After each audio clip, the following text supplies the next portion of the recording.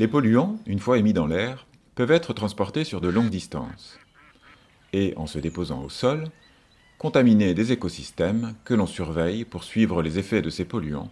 C'est le principe de la biosurveillance. Les mousses, par exemple, qui n'ont pas de système racinaire, absorbent directement les éléments présents dans l'air. Elles sont donc de bons capteurs des polluants atmosphériques.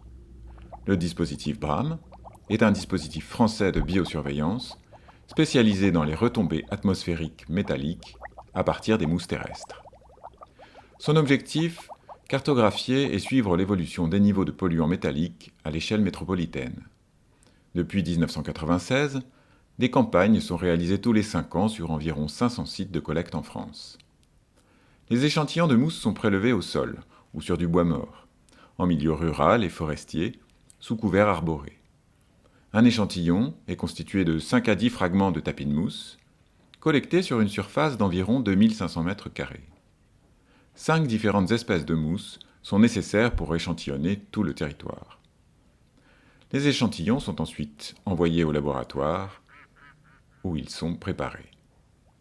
Les débris de feuilles et d'autres espèces de mousse présentes sont éliminés du prélèvement, qui est ensuite séché et broyé. Enfin, un laboratoire spécialisé analyse différents éléments métalliques présents dans les échantillons.